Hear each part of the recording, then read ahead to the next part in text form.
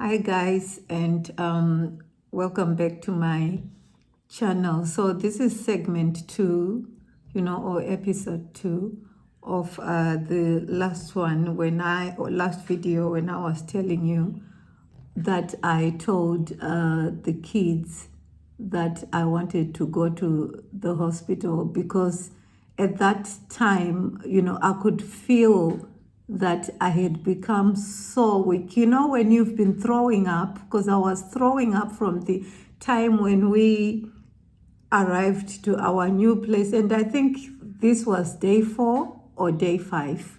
Me being unwell, not even contacting the hospital, not eating as well. I was just like drinking a bit of water here, a bit of water there. So like I said to you guys, I ended up telling the kids, that I needed to contact the hospital. And before I go any further, guys, please subscribe to my channel.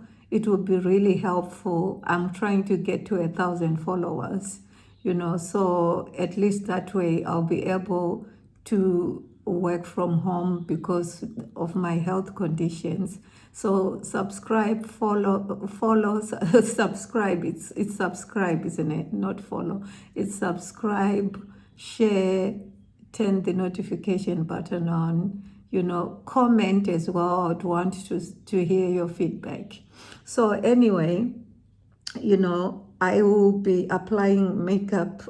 I'm not explaining about makeup, but I'm just trying to figure out if I remember everything that I have learned so far. And if you see something that you feel I need to correct, please just put it in the comment box. I don't mind any feedback, good or bad. For me, it's positive, for as long as it's actually being done to teach me, not to degrade me or to put me down. I don't mind at all. So I told the kids that I was contacting the hospital. So I called the ambulance. So when I called the ambulance, they asked me, and I explained to them that I hadn't eaten for a few days because it felt like what I ate, gave me more like a food poisoning. That's what I thought anyway. But as much as I had left London, I still remember I told you I was not feeling too good, of which even coming, to our new place was so difficult packing because I just was not feeling right, So anyway, at that time, back in 2016, ambulances didn't take long. So within, I think, 20 minutes, the ambulance had already come. I was as skinny as you can think of. I was skin and bones, so they came and then they did the obs, took my blood and whatnot. They checked something, and then they asked me this question like, how long has this been going for? And I told them that it was actually 5 days from the time that we arrived from London. And they said to me that if you had not contacted, the hospital, the ambulance, I think that day, things would have actually been fatal. That's exactly what they told me, the paramedics. So immediately when I went in the ambulance, they had to put a drip on me.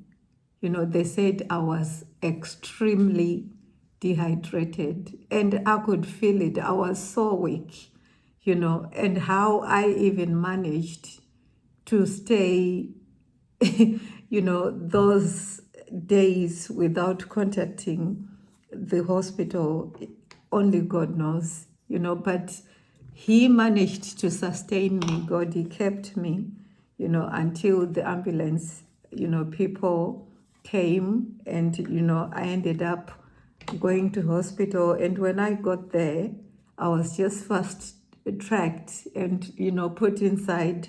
I was given a bed, put on drip. I don't know how many drips they ran, because it was just one after the other, and some for saline, magnesium, So, yeah, I stayed in hospital, I think, for 2 days, and after that, that's when they discharged me.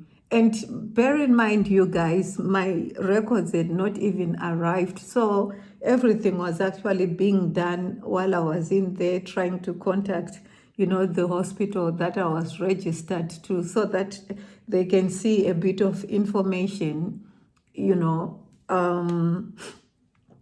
a bit of information that was actually, on the system. So that's what they were trying to do while I was in hospital.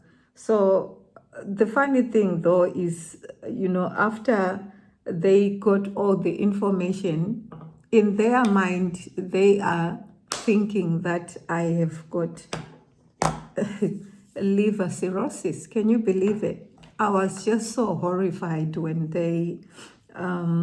when I read the discharge letter and it was actually written liver cirrhosis. I just could not believe it. Like, liver cirrhosis. And I had to contact them and say, please, I do not have liver cirrhosis. So can you correct that? And they couldn't stop apologizing, because even I was scared, because can you believe, you guys, I don't even drink. And these people are telling me I've got liver cirrhosis. I'm thinking, what the hell is going on here? So yeah, they had to actually apologize to me and say, oh, we do apologize. We are sorry. I think, we got it wrong from the information that we got from the computer. And I mean, well, when they apologized, I just thought, oh, well, they've apologized, so there's no point in me trying to hold on to it when they have apologized. Yeah. So I got discharged, went home, but when I got home, when I was in hospital, I felt like I was getting better. I could even feel my energy coming back. But when I got discharged now, because I had to go back home, I think I took a bus instead of a taxi. That's something that I shouldn't have done. So when I was in the bus, I still could feel that, I was what you call it. You guys, do you know what I did? I forgot to set my makeup, because I'm thinking something just doesn't look right, but I'm just gonna do it. I'm just doing it in reverse. Everything that I'm doing is just a mixture, really. Yeah. So I got home. I was not feeling too well, and I had to actually sleep, lie down. And I remember, we went to the doctors, I think the following day, to register. And immediately after I registered, the doctor contacted me, and they gave me an appointment as soon as possible, which was actually very good, So when I was given, an appointment, they assigned me to one doctor, which was something that was lacking when I was in London. So that doctor was a male doctor who even up to now, I still see him, and I'm talking 10 years later now. We are in 2026, so they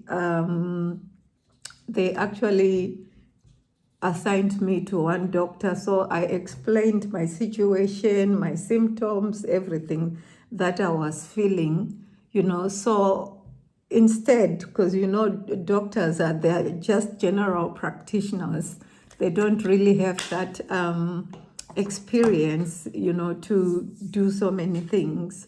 So what he did was he started referring me, to consultants in hospital that actually deal with so many different things. He referred me to the gastroenterologist.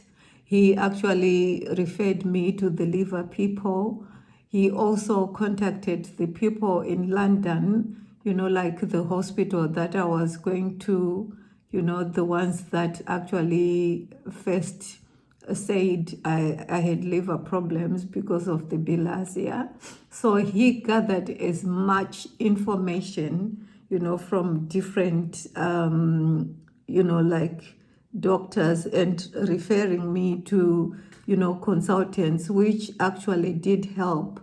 So now I was now seeing a gastroenterologist. I was now seeing people that deal, with the liver. I was also dealing with my GP, and also I was dealing with my GP also due to my mental health, because as much as everything seemed like, I was in control, I felt like I wasn't in control. Everything was on top of me. So my doctor would actually, book appointments for me to just go and see him and talk to him and tell him exactly how I was feeling, and it happened like once every single month. I would actually go in, which was very good, where I was just seeing one doctor who I was seeing when I was depressed, I would go and see him. And when he just wanted to check what's going on and, take my bloods out all the time, I was seeing him once that very month, and what else was he doing? I think that's basically what was happening at that particular time. And if I tell you guys, it just kept like that for years, where every single month I would just have, bloods taken, and then sometimes they would say, my inflammation markers are actually high, and they would actually try to investigate as to why my inflammation markers were high, because that also caused me, like pain in my stomach, especially when the inflammation markers were, that's the bronzer that I'm trying to just put color on my eyes, that caused me so much pain, because my pain was just unbelievable. It was just coming from all sorts of different things. And, my eating also, had actually lessened from somebody who used to eat certain portions of food to somebody now who just used to eat less. So I didn't even realize, by not eating as much as I was meant to be eating, that that was the reason for the condition that I ended up being diagnosed with. But they couldn't see it at that time.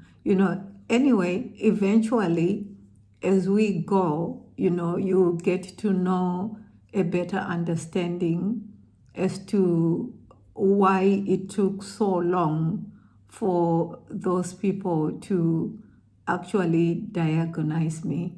If I tell you guys, I went through hell. I don't even know, because I can only speak for myself, and say there is nothing like stomach pain, guys. There is nothing like stomach pain. I don't even know what other people think, but there is nothing like stomach pain. I just feel like the stomach is a very delicate area, so when you are experiencing stomach pain, it's excruciating. Excruciating.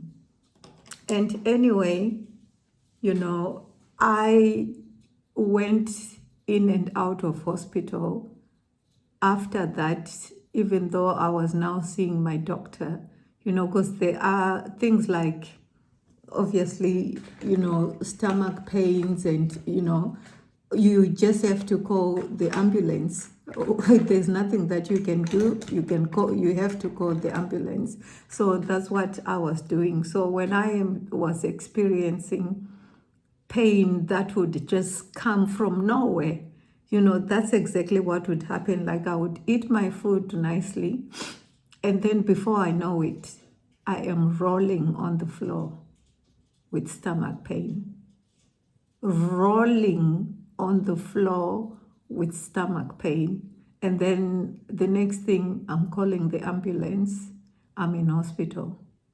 And sometimes you'd get there, it's full, and I remember at one point I went in hospital and I was put next to a man.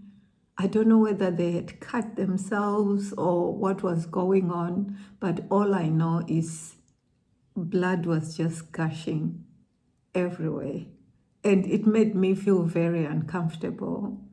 And I remember he got up and then he held my bed because I was already admitted. Every time I went to hospital, I was admitted. I was never discharged on the same day. I was always admitted, either being discharged the following day or maybe 2 days later or 3 days. So this man had blood, and blood went on my bed.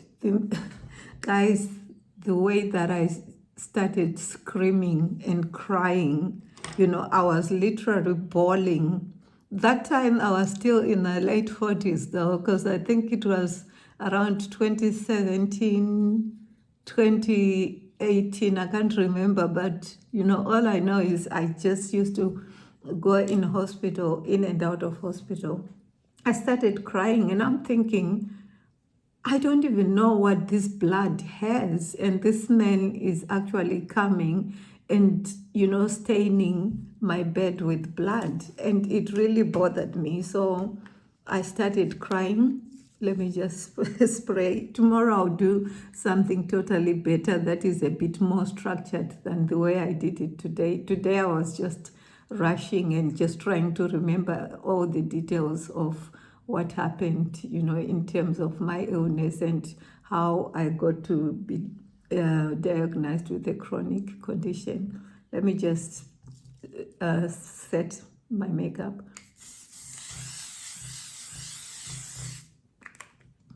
Yeah, so I started bawling, and then they ended up cleaning my bed, and then they moved me, to the other position. It was madness. So on the next segment now, I'm just going to skip to 2020, in 2020. That's when I'll skip to. That's where so many stories started happening that led to me now being diagnosed with with the chronic illness. I don't even want to claim it and say mine, because it's not mine. In the name of Jesus, I cancel it. So that's when I got diagnosed with the chronic illness in 2020. So I'll forward to segment 3 and then I'll start telling you everything. But guys, as always, thank you for your time. Thank you for listening. Please comment, share, subscribe, get me to 1,000 followers. It's free on YouTube, unlike TikTok. When you subscribe to somebody, you have to pay, So I would appreciate, guys, Even if you stumble through my videos and you get touched and you feel like subscribing, please subscribe. And next time, I will be telling you what happened from 2020 going forward now to end up being diagnosed with a chronic condition. God bless, and I will see you soon. Bye.